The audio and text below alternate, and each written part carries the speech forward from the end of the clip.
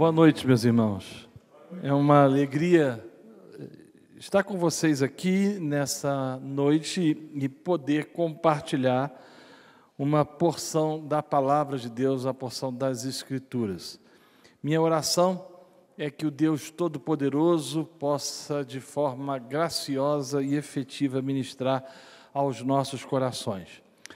Como o pastor disse, eu sou de Niterói, Rio de Janeiro, pastor da Igreja Cristã da Aliança. Sou casado com Ana Cristina há 23 anos, tenho 2 filhos, um de 21 e outro de 20 anos, todos dois, pela graça do Senhor, servindo ao nosso Deus. Sou escritor com 21 livros publicados em língua portuguesa e um livro publicado em língua espanhola.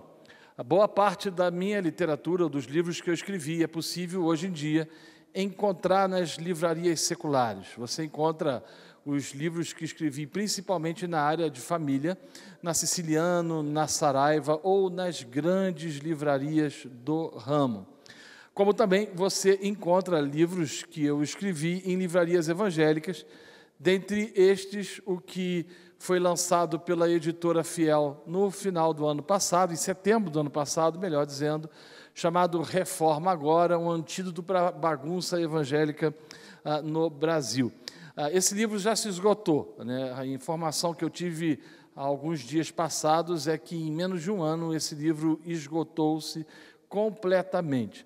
Eu trouxe os meus livros, eu trouxe algumas das minhas obras, nem todas, obviamente não foi possível, mas você, se assim desejar, ao final do culto, poderá adquiri-los, alguns destes títulos com 50% de desconto, que eu consegui diretamente com as editoras. Então, só você procurar um estande que parece que vai ser montado lá atrás, né, pastor?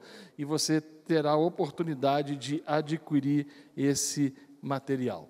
Meus irmãos, vamos ficar de pé, vamos rogar a presença do Senhor sobre as nossas vidas nesse momento, pedir que o Eterno possa falar aos nossos corações e que a sua palavra encontre espaço e aconchego nas nossas almas. Feche os seus olhos, por favor, e vamos orar.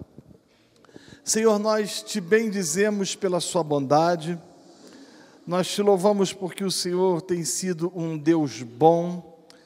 Te bendizemos porque o Senhor tem sido um Deus que tem agido com misericórdia e providência nas nossas vidas, e nós rogamos a Ti, Senhor.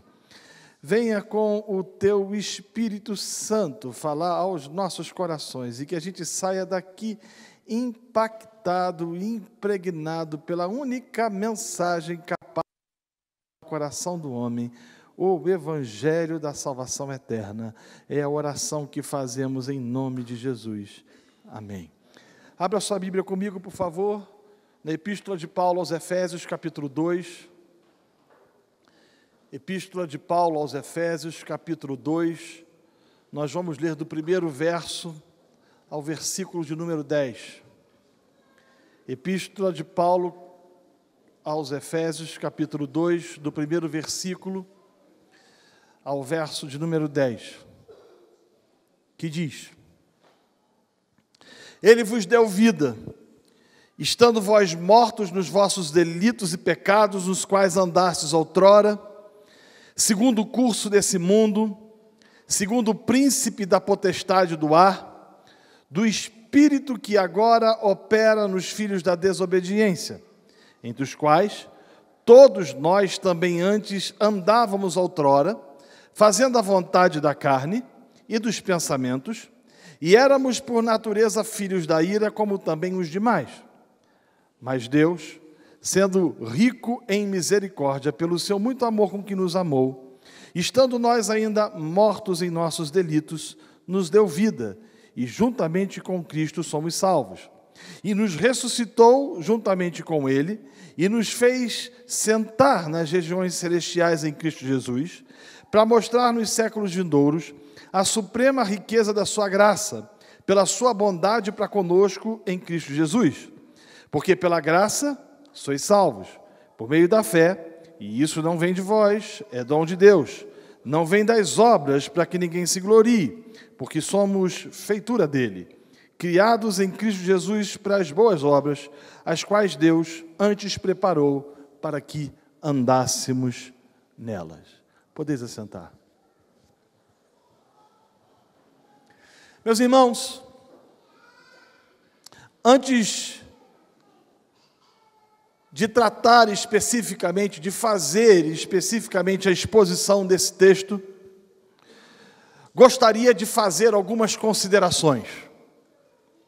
Para tanto, pediria toda a sua atenção a tudo aquilo que falarei nos próximos minutos. Primeira consideração: o homem foi criado por Deus, e essa é uma das mais espetaculares verdades narradas pelas Escrituras.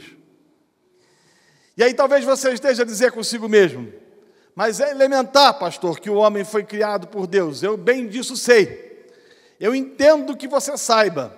Contudo, existe um número significativo de pessoas que não pensam desta forma, que não enxergam deste modo, que não acreditam que o homem tenha sido criado por Deus. Segunda consideração: o homem é resultado da intervenção direta de Deus. Observe o verso de Gênesis, capítulo 1, verso 27, que diz: criou Deus, pois, o homem. Esse versículo inibe a possibilidade da utilização de um processo evolutivo para a formação do homem. Ou seja, Deus não utilizou formas pré-existentes ou sub-humanas de vida para formar Adão. O que significa dizer que Deus não soprou o fôlego da vida em um macaco quase homem que veio, portanto, a ser o primeiro ser humano. Terceira consideração: o homem não foi criado, nem tampouco é derivado de outras criaturas. Na descrição de Gênesis, nós aprendemos que Deus criou o reino vegetal, distinto do animal, e o homem distinto de ambos.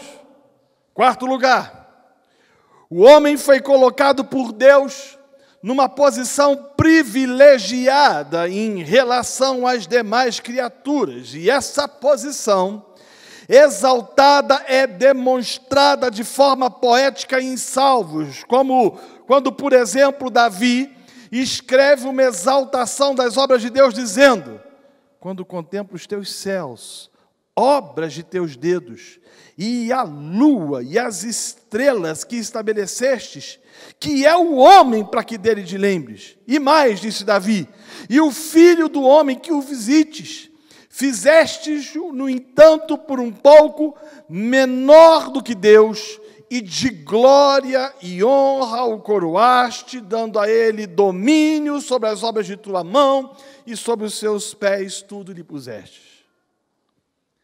Quinta consideração: o homem foi dotado por Deus de criatividade, beleza e poesia.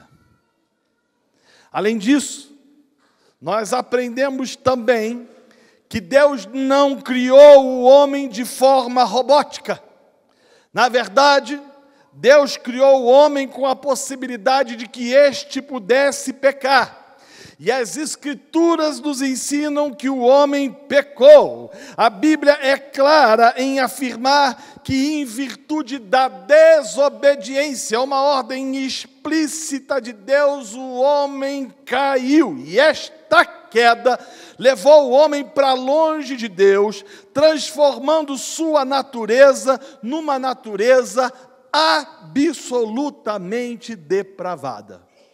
Isto posto, vamos ao texto. Em primeiro lugar, nós lemos no versículo 1, as Escrituras nos mostram e nos ensinam e afirmam que, em virtude do pecado, todos os homens estavam mortos em seus delitos e transgressões. É uma afirmação inequívoca, inquestionável. O homem não nasceu bom, ele não possui uma natureza perfeita. Em virtude do pecado, todos, independente da posição social, da nacionalidade, da cultura, independente do sexo, estão mortos em delitos e pecados, e a única forma de serem salvos de suas transgressões é mediante a graça de Cristo. O que o texto nos diz é que o pecado é um tipo de deformidade universal da natureza humana e que se manifesta em detalhes na vida de cada indivíduo. E diz mais, que o salário do pecado, segundo Paulo aos Romanos, é a morte, e que todos, absolutamente todos, estão destituídos da glória de Deus, e que não existe um homem sequer que por seus próprios méritos esteja justificado diante do Senhor. O que a Bíblia nos ensina nesse texto é que o homem, em virtude da sua morte espiritual, encontra-se incapacitado de buscar ao Senhor e que necessita desesperadamente de salvação. Aliás, é a Escritura que diz que não existe um homem sequer que por si só, que por sua própria vontade, busque ao Senhor. Terceiro lugar, as Escrituras ensinam que, em virtude da queda, esse homem que tinha sido criado de forma plena, perfeita pelo Senhor, passou a andar segundo o curso deste mundo, segundo o príncipe da potestade do ar, fazendo a vontade da sua natureza caída, andando longe de Deus e vivendo a vida na mais profunda depravação. Nós lemos que fora de Cristo os homens estão mortos, e que por mais éticos, honestos, íntegros que sejam, sem Cristo estão mortos. Em outras palavras, nada que o homem faça pode justificá-lo diante de Deus. Em quinto lugar, as Escrituras afirmam que Cristo nos deu vida e que a salvação é um ato de graça e misericórdia. É um ato de bondade, é um ato de amor. Por meio de Cristo, nós somos salvos. As Escrituras afirmam que a salvação é exclusivamente pela graça e que eu e você não temos mérito algum nela. Que verdade fantástica é essa! Que mensagem espetacular! Meus amados, eu tenho entendido e compreendido que não existe mensagem mais poderosa, mais transformadora do que a proclamada pelos apóstolos, do que a anunciada por santos homens de Deus no decorrer da história, que afirmava que o homem está morto em seus delitos e pecados, que afirma que o homem está separado da glória de Deus, mas que mediante Cristo há possibilidade de transformação, de metamorfose, de mudança e de salvação. O que as Escrituras nos ensinam é que somente Cristo é capaz de mudar o coração do homem, de que somente Cristo é capaz de perdoar pecadores, que somente Cristo é capaz de transformar vidas, que somente Cristo é capaz de tirar mortos do túmulo, que somente Cristo é capaz de mudar a vida dos indivíduos, o que nos leva a entender de que nós não temos o direito de pregar outra coisa a não ser o Evangelho. Eu tenho pregado em muitos lugares do Brasil e às vezes eu fico assustado com o que tem saído dos nossos púlpitos. Os nossos púlpitos proclamam as mensagens mais variadas possíveis. Contudo, apesar de ministrar inúmeros temas relacionados às Escrituras, poucas vezes eu tenho visto os nossos púlpitos emitirem mensagens que confrontem o homem em suas incongruências e em suas idiosincrasias, que confrontem o homem em seus pecados. Aliás, eu bem sei que pecado não é uma palavra, de certa forma, politicamente correta nos dias de hoje. Nós não pregamos mais de que os homens estão mortos, nós não pregamos mais de que os homens estão destituídos da glória de Deus, nós não pregamos mais que os homens poderão experimentar as consequências do inferno se morrerem de Cristo, pelo fato inequívoco de que o evangelho que a gente tem pregado é aquilo que eu chamo de evangelho dos evangélicos, que é diferente do evangelho dos evangelhos. O evangelho gerado por alguns dos evangélicos é o evangelho que não fala de pecado, mas de vitória. É o evangelho que fala de vida abundante, mas não confronta o homem nos seus erros. É o evangelho que não oferece ao homem a oportunidade de transformação mediante a única pessoa capaz de transformar o pecador, que é Cristo. Somente Cristo pode se compadecer de pessoas pecadoras e transformá-las. Permita-me contar-lhe uma história. Pense num homem mau. Pense num homem perverso. Vou contar a história de um desses. Seu nome é John Newton. John Newton foi dono de um navio negreiro.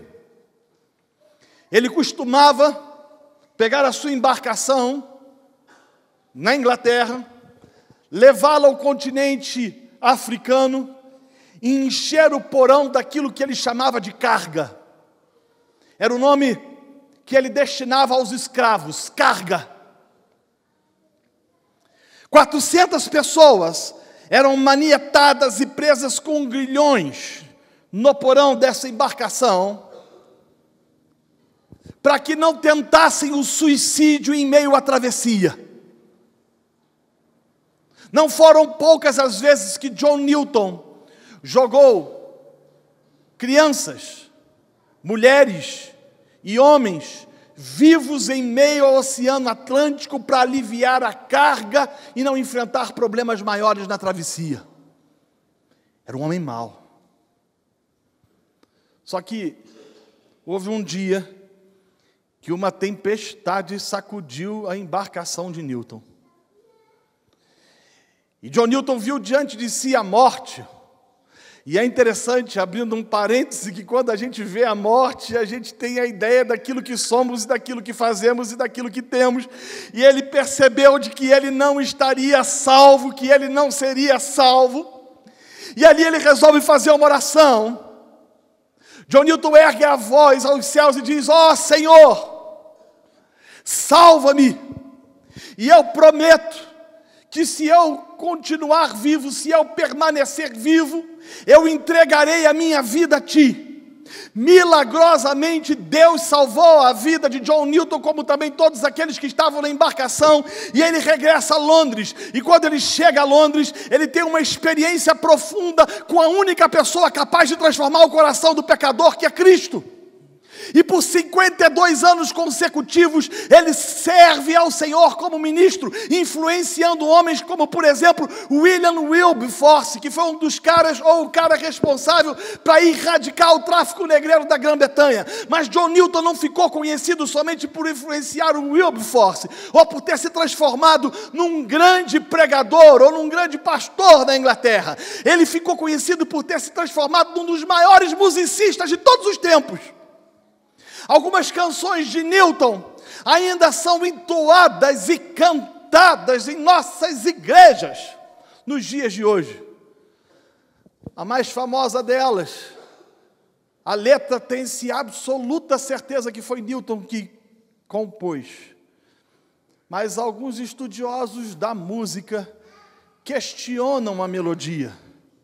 Alguns chegam a dizer que possivelmente John Newton ouviu essa melodia da boca de um escravo, que quando recebia nas costas chicotadas, talvez gemesse assim.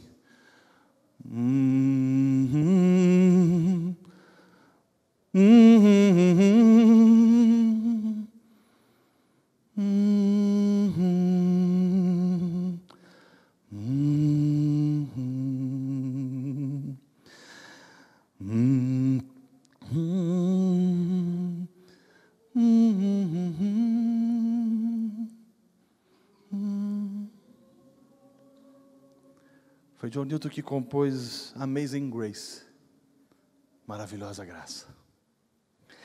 A letra dessa música diz mais ou menos assim: ah, maravilhosa graça, quão doce é o som que salvou um miserável como eu. Eu estava perdido, mas fui encontrado. Eu estava cego e agora vejo. Somente o Evangelho é capaz de transformar pecadores como John Newton. Somente o Evangelho é capaz de transformar pecadores como John Wesley.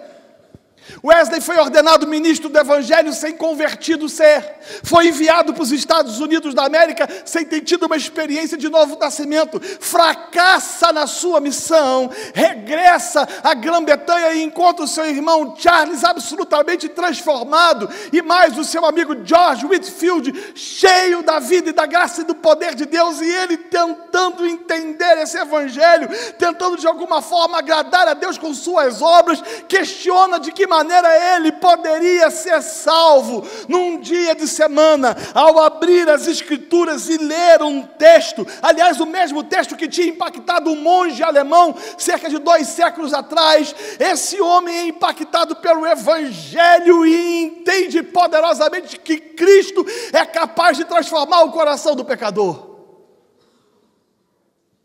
Algumas semanas depois, o Wesley vai pregar numa igreja anglicana, e no meio do seu sermão, ele diz algo inusitado. Ele se dirige à plateia e questiona: vocês sabem dizer qual é a principal diferença das prostitutas que vivem em Londres para as mulheres que estão sentadas nesse banco? Houve um silêncio sepulcral naquele lugar, e a história diz que Wesley respondeu à sua própria indagação dizendo: nenhuma, todas são pecadoras e estão destituídas da glória de Deus, a não ser que Cristo as salve. O pároco fica indignado e ao final do culto chama Wesley e fala: você enlouqueceu? Como é que você ousa comparar prostitutas com mulheres da mais alta aristocracia londrina?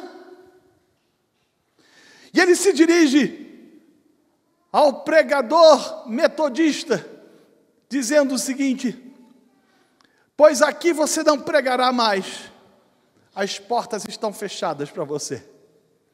O seu amigo Whitefield já não pregava em algumas igrejas há muito tempo. Ele estava indo para carvoeiros, ele estava indo em direção àqueles que ninguém queria, e ele subia numa plataforma ou num lugar um pouco mais alto, onde se juntavam 10, 20 mil carvoeiros, e o Whitefield excursava ou pregava essa mensagem simples que dizia: Deus criou o homem foi criado de forma perfeita, mas o homem pecou, e o homem foi destituído da glória de Deus, o salário do pecado é a morte, e ele não tem como se salvar, e Cristo pode salvá-lo. E diz a história que os carvoeiros, enegrecidos pelo carvão, deixavam que sulcos de lágrimas brotassem dos seus olhos, aos quais representavam e apontavam a transformação que eles tinham experimentado. Wesley resolve fazer a mesma coisa. Ele vai para a rua e prega Cristo, e anuncia Cristo, e proclama Cristo, e as pessoas se jogavam no chão, tocadas pelo poder de Deus, não porque o paletó ungido do profeta veio sobre eles, mas por causa da única mensagem capaz de transformar o coração do homem, que é o Evangelho. Meus irmãos, somente o Evangelho é capaz de transformar o coração do pecador. Mais uma vez eu digo, nós não temos o direito de pregar outra coisa a não ser Cristo. Uma igreja é constituída não para que seja um clube de relacionamentos sociais. Nós nos reunimos no domingo não para experimentarmos de entretenimento. Nós nos encontramos não para desfrutarmos da presença agradável de amigos queridos. Nós nos encontramos para celebrar aquele único que nos salvou da morte eterna, Cristo, por isso nós não temos o direito de pregar outra coisa a não ser o Evangelho. Isso me faz lembrar de Martinho Lutero, reformador alemão, que disse que no dia do juízo haverá mais rigor da parte do Senhor para com uma pessoa que prega o falso evangelho do que um guarda de prostíbulo.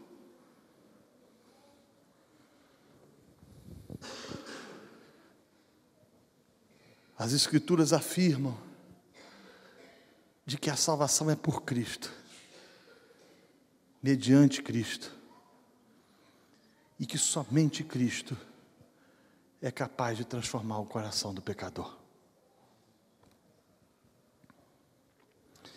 Em oitavo lugar, as Escrituras afirmam que somente por Cristo, mediante Cristo e através de Cristo, nós somos redimidos.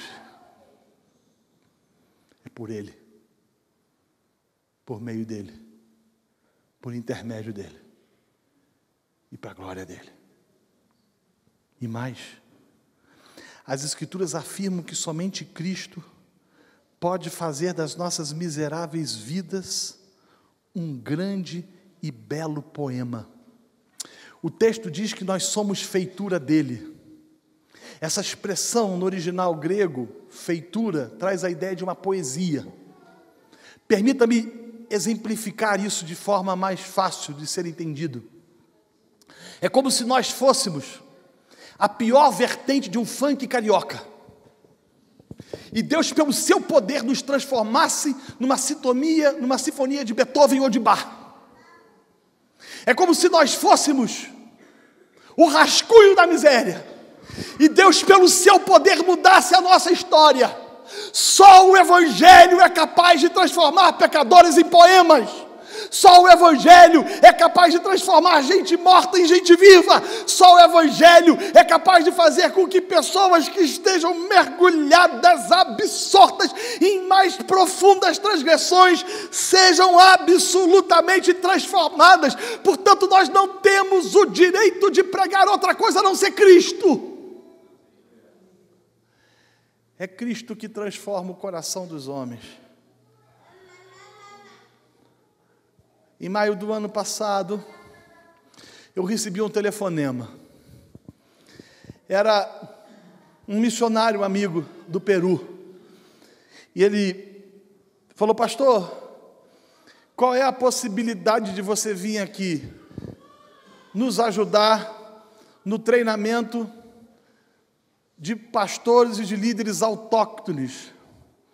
Aquela região do Peru onde ele trabalha é uma região que tem 100 cidades, sem um testemunho do Evangelho sequer. Eu tenho estado lá nos últimos anos, pelo menos uma vez, a cada 12 meses. E eu tinha voltado do Peru há 5 meses.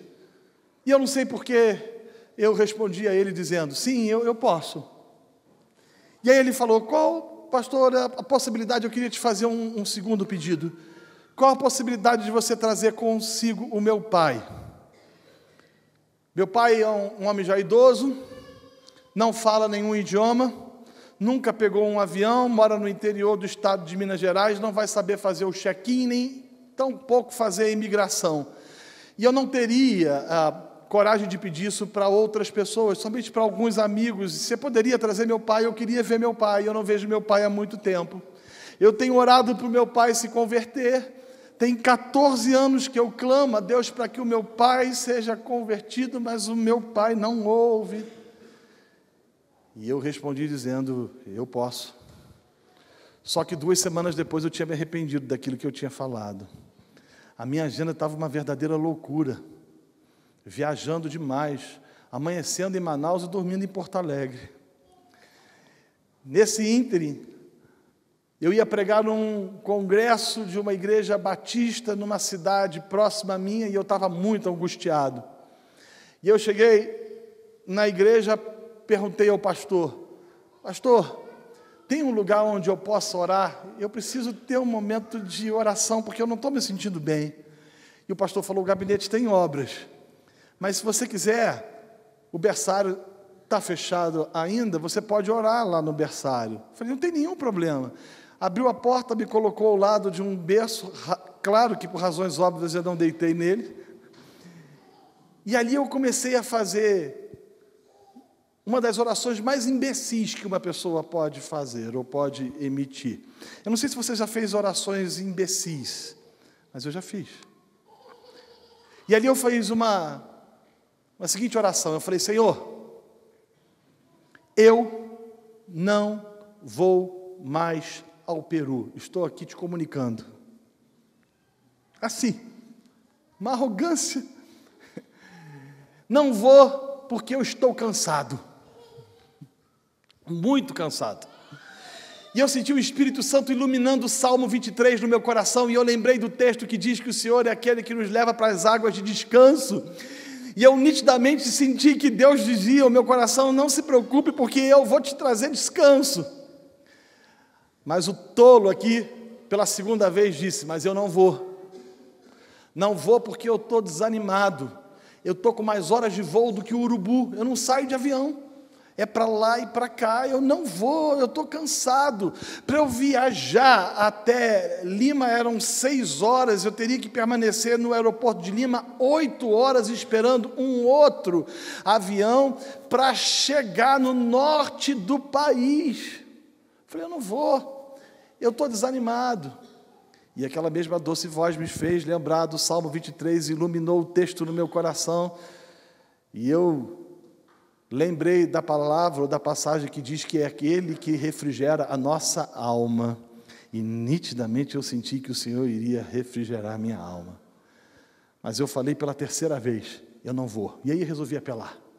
Falei, eu não vou porque eu não tenho o dinheiro necessário para essa viagem.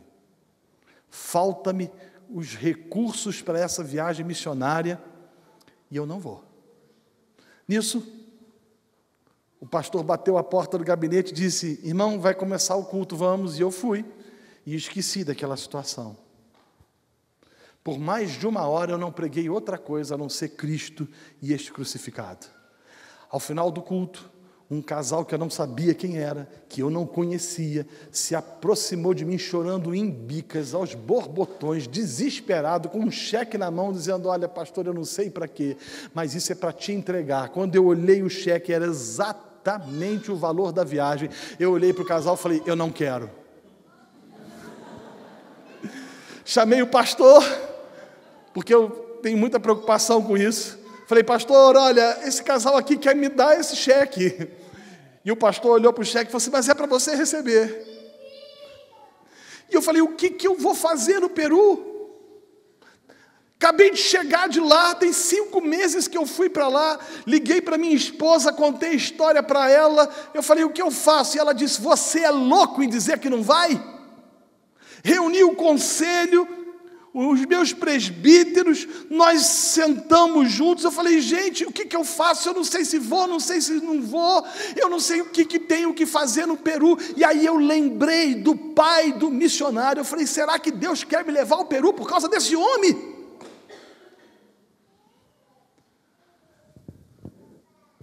Nós nos ajoelhamos naquele momento e falamos, ó Senhor, faça-se a tua vontade. E eu embarquei com aquele homem para o Peru. E lá eu cumpri uma agenda estafante, pregando em inúmeros lugares, dando aula para algumas pessoas. E no domingo que antecederia a minha volta, eu iria pregar numa cidade chamada Bela Vista.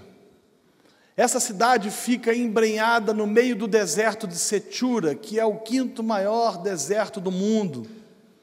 Ela não possuía uma igreja evangélica sequer. É uma dessas 100 cidades sem um testemunho cristão. E a obra, o trabalho, estava começando ali naquele momento. E eu iria pregar naquele domingo. E quando eu cheguei naquele lugar que ficava em frente à igreja católica, eu senti uma opressão do diabo como poucas vezes eu havia sentido. Uma ação maligna naquela cidade. O padre botou a caixa de som no volume mais alto, virado para onde nós iríamos nos reunir, para que aqueles que lá chegassem não ouvissem aquilo que eu tinha a pregar. E quando eu subi o púlpito, a igreja estava lotada, repleta de 4 pessoas. E eu pensei, o que é que eu vim fazer aqui? E eu lembrei da doce voz do Espírito que tem falado ao meu coração: prega o Evangelho, prega o Evangelho, prega o Evangelho. Por mais de 1 hora eu não preguei outra coisa, a não ser de que Cristo é aquele que perdoa pecados e que dá vida eterna. Ao final do culto, 2 mulheres choravam compulsivamente, e a minha esperança é que aquelas mulheres tenham sido regeneradas pelo Espírito Santo. Dali, eu iria para uma outra cidade, onde naquela noite estaria o pai do missionário. Quando eu subi ao púlpito para pregar, a igreja estava lotada de 15 pessoas. E de novo eu falei, o que é que eu vim fazer aqui? E aquela mesma doce voz disse: prega o Evangelho. Por mais de 1 hora, eu não falei de outra coisa, a não ser de Cristo e este crucificado. Ao final daquele culto, aquele homem sentou do meu lado, com os olhos marejados, chorando, disse: pastor, eu entendi. No dia seguinte, nós o batizamos nas águas do Pacífico, para a glória de Deus. E eu entendi e compreendi que Deus, por amor aos seus eleitos, Ele faz o que quer.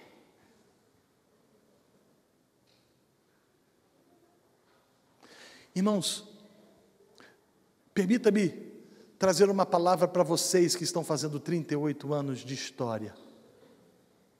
Vocês não têm o direito de pregar em outra coisa a não ser Cristo. Nós temos 40 milhões de evangélicos no Brasil, mas eu ouso afirmar que boa parte desses não nasceram de novo. Pelo fato de que a gente tem pregado um evangelho parecido com o evangelho, mas não é o evangelho. Pelo fato de que a gente tem mostrado ou anunciado para as pessoas um evangelho pelagiano ou semi-pelagiano, ou um evangelho que diz que o homem é bom. Não é bom. Nós lemos: o homem é mau, está morto em seu delito e seu pecado, ele está condenado ao inferno, e a única forma de ele ser salvo é mediante Cristo, e nós não temos o direito de fazer outra coisa a não ser pregar Cristo, proclamar Cristo, anunciar Cristo, falar Cristo, cantar Cristo e proclamar a todos quanto pudermos este nome maravilhoso, Cristo. Cristo, Ele é a coroa do universo, o cumprimento das profecias, o Salvador do mundo.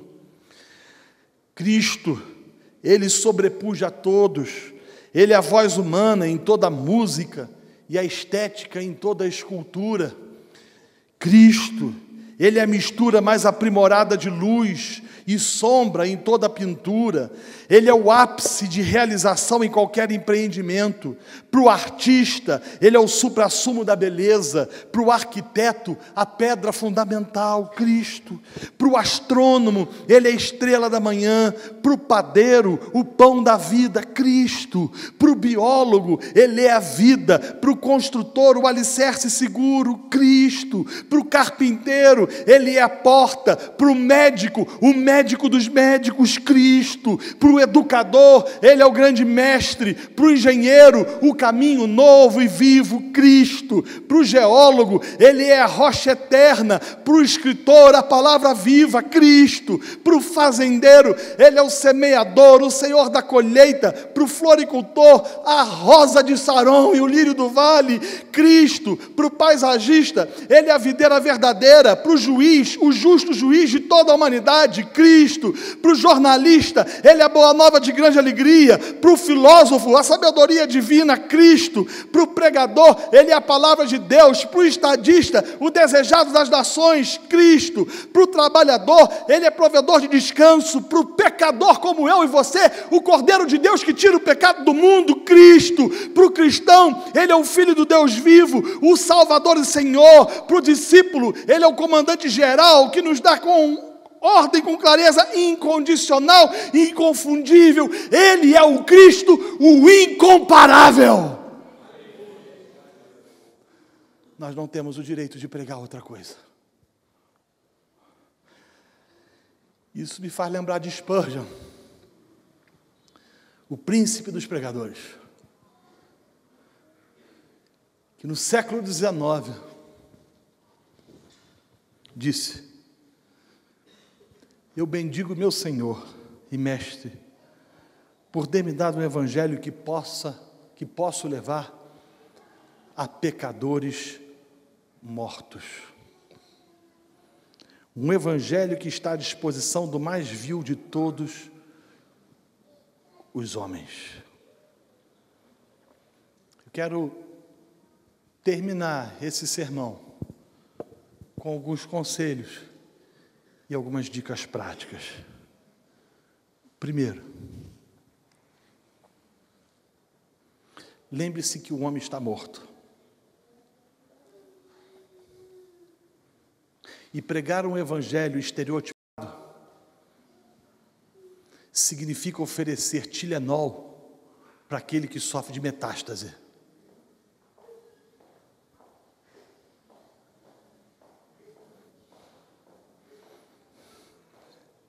E é o que eu vejo a igreja fazendo.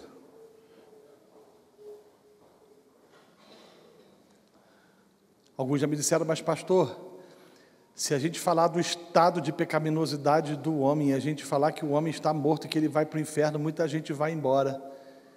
Que vá.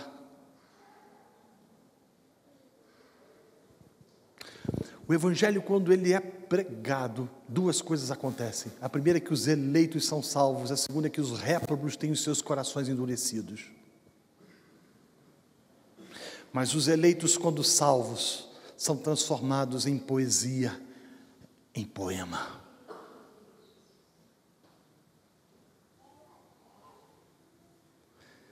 Segundo lugar, lembre-se somente que o evangelho pode transformar o coração do homem e que somente Cristo pode transformar a gente como Newton, Wesley, Adriano, Renato, João, Pedro, Maria, Clara, Paula e tantas outras pessoas mais. Não pregue outra coisa.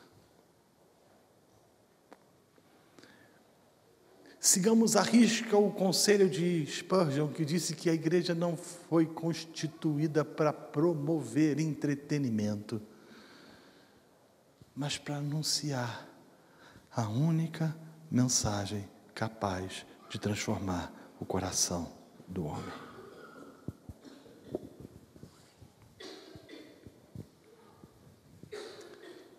Terceira dica: viva as Escrituras, pregue as Escrituras, exponha as Escrituras como ela é e fuja desse maldito liberalismo teológico que diz que Jesus não ressuscitou dentre os mortos,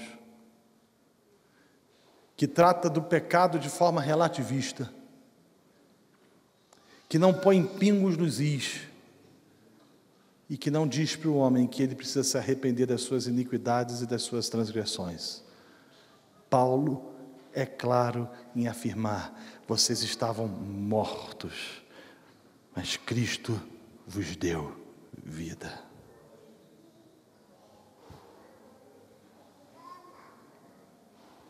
Quarto lugar, pregar o evangelho não significa ser pragmático.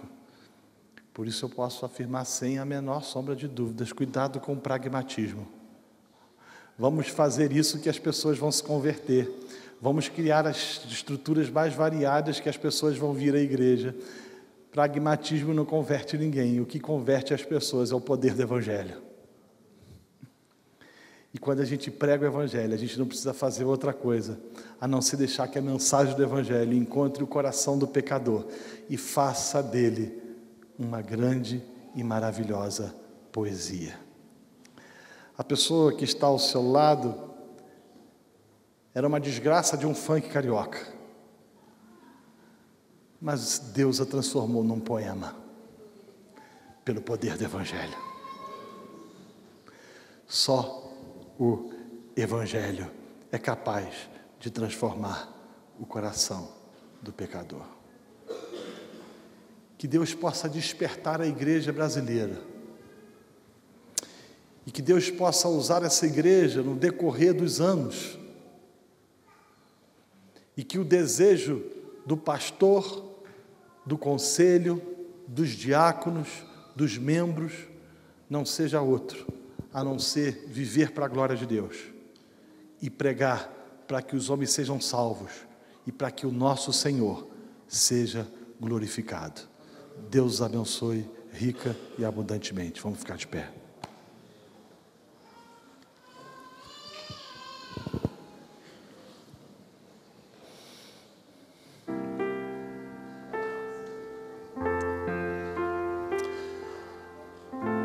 Senhor, eu quero orar pelos 38 anos dessa igreja. Primeiro, nós somos gratos porque o Senhor tem sustentado os irmãos dessa comunidade, mesmo através de lutas, de pressões, de dificuldades. A mão do Senhor tem estado sobre a vida dessa comunidade. Mas eu quero pedir a Ti, ó Deus, que Tu desperte cada membro, desde o mais novo, de tenra idade, até o mais idoso, a pregar somente Cristo e a proclamar somente Cristo, o único capaz de transformar o coração do homem. É a oração que nós fazemos em nome de Jesus. Amém.